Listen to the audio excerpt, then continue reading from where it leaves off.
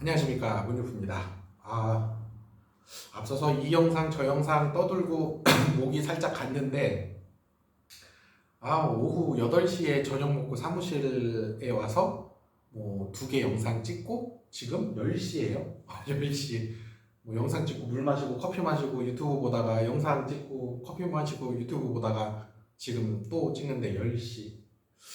자, 뭐 공인중개사 업무 한번 간단하게 설명을 해보겠습니다. 어디까지나 제 개인적인 내용이고, 저희 사무실 뼈대, 저희 사무실 운영 내용이니까요. 안 맞으시는 경우라면 그냥 안 들으시면 돼요. 자, 공인중개사가 이제 그냥 부동산, 통틀어서 부동산이라고 하면 제가 시작했을 때는 사실 제 나이가 빨랐어요. 제가 이제 25, 9월달 시험 합격하고 10월달에 취직했어요. 이제 그냥 저는 시험 보고 합격 라인 알고 있어서 바로 그냥 그 연도부터 취직해서 바로 업무를 본 것 같아요. 왜냐면 자격증 붙은 걸 알고 있었으니까. 그때 저는 뭐 2년 반 해서 겨우 딴 거라. 아무튼 제가 이제 그 25, 6에 부동산 업무를 처음 했을 때에는 부동산 하고 계신 분들 연령대가 보통이 이제 40, 50대가 넘어가고 50대, 60대 사장님 분들도 많고, 제 나이대 친구들이 그렇게 많지 않았어요. 제 나이대 친구들이. 제가 09년도 합격생인데 09년도부터 업무를 봤는데, 그때 당시에는 제 나이가 굉장히 어렸어요. 부동산 할 때. 야, 너 뭐야, 네 나이에 벌써 부동산을 해? 막 이런 얘기를 되게 많이 들었는데, 지금은 부동산 하는 스타트 나이가 굉장히 빨라졌어요. 20살 분들. 20살 분들이 너무 많아졌어요. 지금 뭐 나이 드신 사장님 분들, 연세 있으신 분들은 이제 조금 이제 경제적으로 튼튼하신 분들이라면 뭐 그렇게까지 중개에 대해서 신경을 안 쓰실 거고, 그냥 뭐 무난하게 이제 항상 무난하게 평탄한 길 걸으신 사장님 분들이라면 20대 애들이 치고 올라오는 게 사실 쉽지가 않아요. 저도 지금 이제 뭐 중개 계약하고 부동산 한 지가 지금 이제 14년, 5년인데 20살 분들이랑 경쟁하라 그러면 사실 못 이기죠. 왜냐면 이분들 활동 반경도 넓고 속도도 빠르고, 그 다음에 여기는 활활 타오르는, 네, 이제 저도 이제 활활 타오르는 나이는 아니고 좀 이제 좀 시들시들해지는 나이라, 약간 이제 20살 분들이 치고 올라온다 그러면 좀 어려워졌어요. 20대 분들이 뭐 처음에 직장을 구하시던 알바를 하시던 뭐 어떤 업무를 보시다가 뭐 아반떼, K3 뭐 이런 거 중고차 한 대 뽑아서 원룸 오피스텔에 이제 재미를 들였다. 뭐 아반떼 한 6, 700 주고 중고차 하나 무난한 거 뽑아서 못 사나? 1,000만 원 줘야 되나요? 아무튼 뭐 부모님 손 빌려서 뭐 아반떼나 이런 거 하나 중고차 끌어서 원룸 월전세에 재미를 들였다. 그럼 하루 출근해서 손님 하나 만나고 손님 2명 만나서 30만 원, 60만 원씩 받기 시작했다. 나이가 20대 초반이야. 근데 갓 전역하자마자 이 업무 보면서 그 재미를 느꼈다? 열심히 하죠. 30일 기준에 일요일도 출근할걸요? 일요일도 출근하고 어마어마하게 열심히 할 것 같아요. 하루에 막 2팀 만나면 50만 원, 60만 원, 한 달 내내 하면 1,000만 원이 넘어가. 사장한테 뛸 거 떼어주고 인센티브 하고 광고비 바깥 기름값 내도 20대에 벌 돈이 아니야. 친구들 뭐 중소기업, 대기업 들어가서 받아봐야 박봉 월급 300만 원, 뭐 초봉 들어가봐야 지금 실수령액 300 안 되죠. 이제 24년째 나와서 정상적인 루트를 받으신 분들이 27, 28에 대기업 입사할 거란 말이에요. 남자분들, 여자분들은 조금 빠를 거지만 그때 대기업 들어가도 300 실수령액이 안 될 거란 말이에요. 근데 이분들 같은 경우에는 일찌감치 부동산을 만약에 군대 갓 나와서 23, 4 이때 재미를 들였다 그러면 어마어마한 돈을 초창기에 만지게 되죠. 그러면 재미 들리면 사실 근데 저같이 불꽃이 꺼진 시들시들한 중개업자는 이분들 못 이기죠. 그럼 이분들이 재미가 사실 괜찮을 것 같아요. 자, 근데 문제가 제가 이걸 왜 설명을 드렸냐면 지금 저희도 중개업자분을 모집을 하고 있어요. 지금 과거에는 그리고 현재 진행형도 마찬가지지만 부동산 공인중개사 업무를 보면서 이제 소속 공인중개사 중개보조원이 있죠. 근데 이제 뭐 이렇게 조용히 다 봤단 말이에요. 중개 업무를.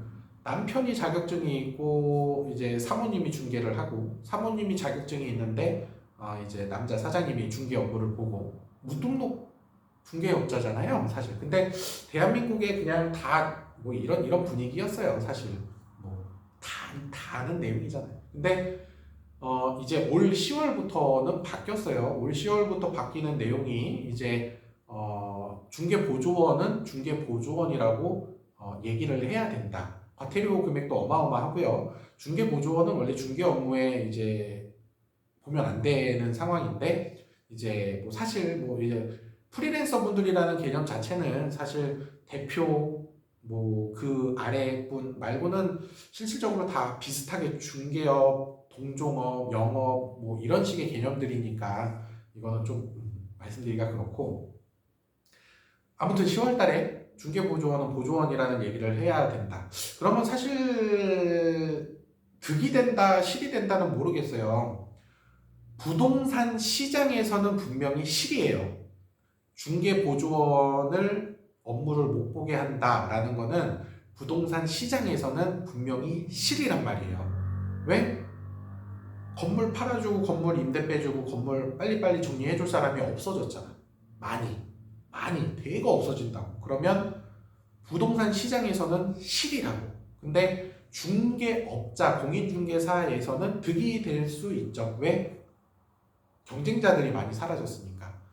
다른 쪽 사무실의 직원분들, 여기 옆에 사무실의 직원분들이 많이 빠졌으니까 그래도 이제 좀 한가해졌다. 뭐 이제 자격증 있는 분들끼리만 업무 보니까 그래도 뭐 한가해졌다라는 느낌을 볼 수는 있겠죠. 중개업에 대해서는. 하지만 부동산 시장에서는 분명히 해가 될 거예요.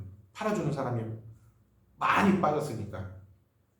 중개보조원 업무가 사실 중개는 할 수는 없지만 다 이제 다 비슷한 수준까지는 업무를 보고 있고 그 다음에 중개 업무는 그러니까 부동산이라는 업무는 자격증이 크게 상관이 없어요. 상관이 없고 뭐 분야가 여러 가지니까 부동산이라는 분야가 여러 가지니까 뭐 자격증이 없다고 해서 중개를 못하는 것뿐이지 분양도 가능하고 컨설도 가능하고 프리도 가능해요. 그러니까 자격증은 크게 없어요. 종목이 조금 이제 좀 변화가 될 것 같은 느낌입니다. 자, 뭐 제가 뭐 이상하게 대화가 3,000% 빠졌는데 공인중개사 저희도 직원 모집을 하고 있다고 말씀드렸는데 입사 지원을 해주시는 분들을 보면 대부분 이제 기본급 체계를 많이 원해요. 회사를 다니시다가 이직을 하셔. 그리고 동종 영업 비슷한 영업에 있다가 부동산으로 넘어오셔. 근데 기본급을 좀 많이 생각을 하세요.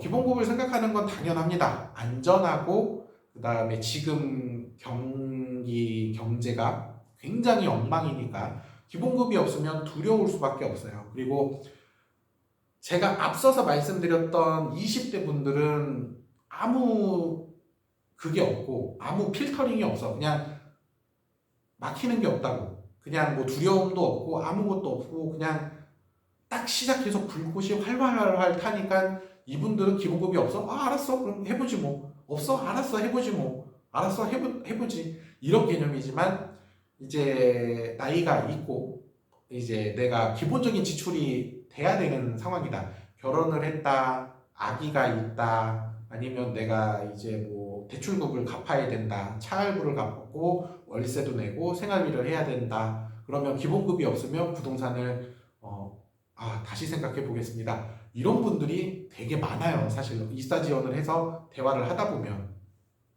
근데요, 이게 부동산은 기본급 체계를 들어가면 사실 돈을 못 받아요. 못 벌어요. 어, 1,000만 원짜리 계약이 나왔다고 칠게요. 1,000만 원짜리 계약이 나오고 500만 원짜리에 대한 계약이 나왔다고 칠게요. 내가 열심히 일을 해서 열심히 공부해서 열심히 업무를 봐서 이 계약을 했는데 기본급제를 택하면 비율이 거꾸로예요. 비율이 거꾸로. 기본급을 100만 원짜리를 택했는데 1,000만 원짜리 계약을 했는데 급여가 200밖에 안 되네. 250이네. 이렇게 된단 말이에요. 기본급제를 택하면. 왜? 기본급을 택하는 순간 사장님이 기본급에 대한 리스크, 이 급여에 대한 리스크를 떠안으니까. 그리고 인센으로 가면 리스크는 없지만 그래도 어떤 사장님이 일을 잘 알려주고 어떤 사장님은 방치를 하고 어떤 사장님은 명함만 파줄 수도 있고 그 사장님 스타일이 다른 것뿐이지만 인센으로 가면 또 1,000만 원짜리 계약을 하면 800을 줘. 700을 줘. 그러면 또 얘기가 달라지죠. 아, 이래서 부동산하고 이래서 영업을 하는구나. 부동산이 아니고 이래서 영업을 하는구나 라가 돼요. 근데 기본급을 택하면 사실 이 재미를 못 봅니다. 그러면 딴 데 가야지. 이쪽 사무실에서 인센으로 바꾸려고 그랬더니 사장님이 안 해준대. 그러면 이직해야지. 인센으로. 그러니까 대부분 이런 식의 계산으로 해서 부동산 업무를 시작을 하게 돼 있습니다. 뭐 이런 분들도 계세요. 종종 내가 어디에 부동산 이사를 해서 취직을 했는데 기본급을 받는데 근데 계약이 안 나온대. 눈치 보여서 못 있겠대. 그래서 그만뒀대. 이건 좀 뭐라고 설명드려야 될까요? 그게 현실이에요. 부동산 중개 업무에 대한 현실. 손님이 없고 한가하다 그러면 그냥 그 분위기를 즐겨야 되는데 기본급을 받는 상황에 막 회사에서 막 10명, 20명씩 있으면서 뭐 일거리가 없으면 다 같이 노는 분위기 이런 게 아니야. 그냥 단둘이 있으면서 일이 없으니까 조용히 있어. 사장님은 한숨만 푹푹 쉬고 있고. 근데 기본급을 받아. 그럼 눈치 보여서 나와. 이런 분들도 계세요. 근데 인센은 사실 영업은 이런 거죠. 무에서 유를 창출을 해줘야 돼요. 없는 거에서 만들어야 된다고. 코가 막히네. 손님도 없죠. 매물도 없어요. 광고도 만들어야 되고 광고비도 내야 돼요. 이런 거에 대해서 기본적으로 만들어서 유를 창출을 해야 저희 쪽 직업이에요. 이거를 본인이 열심히 배우고 열심히 해서 큰 수익을 보는 게 이 직업인데 기본급을 택하는 순간 이거를 창출하는 능력이 제가 보기에 많이 미흡해질 것 같아요. 이제 제 개인적인 내용입니다. 왜냐하면 기본급이라는 체계를 택함으로써 나한테 심적인 안정이 먼저 들겠죠. 안 해도 이 정도의 최소 운영비는 나오니까. 근데 사람이 절박해서 절박한 상황에 이직을 해서 절박한 상황에 이게 아니면 벼랑 끝이야. 이게 아니면 낭떠러지야. 이거 아니면 가야 돼. 이런 마인드로 와서 절박하게 막 있는 거 없는 거를 막 머리 써서 싸매서 막 밤새 만들어서 유를 창출을 해야 된다고. 근데 기본급을 택을 하면 사실 영업이라면 사실 안 맞아요. 부동산을 하면서 가장 안전한 거는 월전세예요. 사실 월전세만 전문적으로 하는 부동산을 뛰어들고 부동산 업무를 배우면 되는데 빌라, 매매, 상가 분야는 사실 액수는 크지만 제가 느낀 바로 팀장님을 잘 만나야 돼요. 나를 뽑은 팀장님, 그리고 그 본부장, 그 팀을 이끄는 본부장, 그리고 뭐 이사님이 계실 수도 있고 뭐 대표가 있을 수도 있지만 현장이 좋아야 돼요. 그게 아니면 못 팝니다. 그게 아니면 거래가 안 나와요. 자, 그리고 뭐 빌라 컨설 같은 경우에도 뭐 기본 체계가 다 5대5일 거예요. 5대5에 이제 뭐 매매라든지 전세라든지 분양이라든지 뭐 이런 시장이지만 지금 경기에는 매매 분양이 안 되죠. 지금 경기에는. 그러면 막상 들어봤는데 뭐야? 지금 현재 시점 23년도 4월 마지막 주 시점에 안 팔리는 시기니까 우선 자 상가 월세를 하는 컨설에 들어가면 그나마 괜찮아요. 상가는 지금 괜찮을 겁니다. 왜? 닿는 가게가 많아요. 닿는 가게가 많다는 건 뭐야? 부동산 매물이 계속 나온다는 얘기야. 오히려 그러면 괜찮다는 얘기예요. 근데 이제 매매는 분양은 상가는 빌라랑 똑같이 안 됩니다. 왜냐면 투자하실 분들이 지금 극소수예요. 그러니까 또 이것도 보셔야 되고. 근데 월전세는 항상 무난하네요. 월전세는 되게 성실한 직업이라 움직인 만큼 수익이 나오고 내가 출근 수에 해당하는 만큼 수익이 나와요. 굉장히 성실한 내용이라 이거는 또 괜찮습니다. 자, 부동산 업무를 뛰어드시면서 저도 최근에 이제 저희 사무실에 몇 명 이제 물어보시고 와서 설명 들어보시고 하신 분들이 계시는데 전부 다 기본급이에요. 전부 다 기본급 말씀을 주시고 기본급에 대해서 걱정을 하시는 분들이 너무 많아요. 근데 부동산 하면 다 이제 큰돈 버시는 줄 알고 계시는 분들도 많고 부동산 하신다 그러면 야 들쑥날쑥 해가지고 야 이제 불안해서 왜 그런 걸 하냐 하시는 분들도 있어요. 근데 부동산이 천천히 올라가야 돼요. 천천히 이렇게 안 올라간단 말이에요. 능력이 이렇게 해서 천천히 올라가야 돼요. 천천히 올라가고 이 연차가 길어져야 안전하고 튼튼하고 수익이 나오는 구조인데 1년 연봉을 따지려 그러면 1년 12개월이 지나고 내가 매월 얼마 벌었나 나누기 12개월을 해봐야 되는데 막상 딱 들어가면 300만 원 받을 줄 알고 막상 딱 들어가면 500만 원 받을 줄 알고 아니 세상에 그런 직업이 어디 있습니까? 있으면 나도 가. 있으면 나도 했어. 근데 없죠. 그런 건 아니에요. 이게 천천히 올라가야 돼요. 천천히 연차가 길어지면 길어질수록 튼튼해지고 안전해지고 내가 여기에 인생을 걸었다. 그러면 엄청나게 버는 거예요. 근데 이 스타트 시작이 겁이 난다 하면 사실 애매합니다. 공인중개사 자격증을 땄는데 장롱면허예요. 공인중개사 자격증을 내가 왜 땄는지 모르겠어요. 몇 년 전에 자격증은 따놨는데 이런 다 대부분 이런다고. 대부분 자격증은 있는데 업무를 못 봐.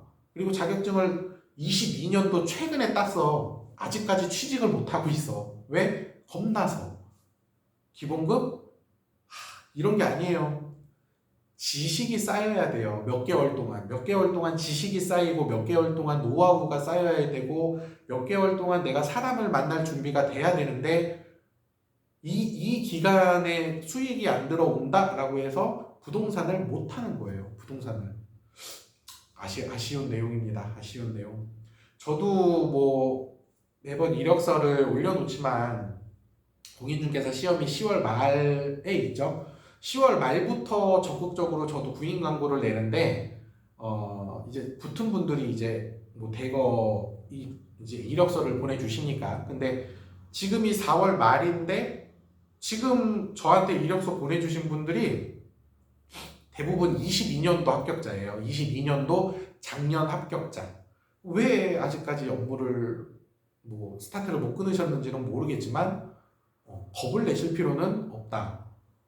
기본급에 대한 거 겁내실 필요 없어요. 한 두세 달 라면 먹으면 돼요. 두세 달 라면. 두세 달 그냥 하루 두 끼 먹고 하루 한 끼만 먹으면 돼요. 두세 달. 그리고 나서 세 달째부터 벌면 돼요. 네 달째부터 벌면 돼요. 그러면 그래도 뭐 웬만큼 법니다.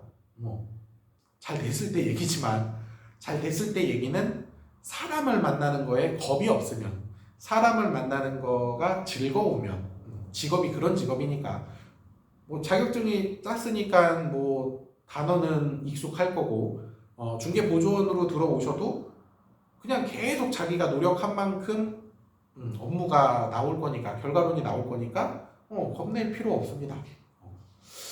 자 그냥 뭐 이제 중개 업무 뛰어드시는 분들한테 이제 뭐 간단하게 설명을 드려보는데 교육이 어마어마하게 많아요. 실무 교육, 그 다음에 뭐 연수 교육도 있고 경매 교육도 있고 부동산 초보자 뛰는 뭐 강사분들이 하는 업무도 있고 근데 사실 다 필요 없고 그냥 업무 했다가 안 되면 그만두면 그만이야. 그게 가장 빨라요. 여기서 2달 하고 여기서 3달 하고 안 됐어. 여기서 한 달에 안 됐어.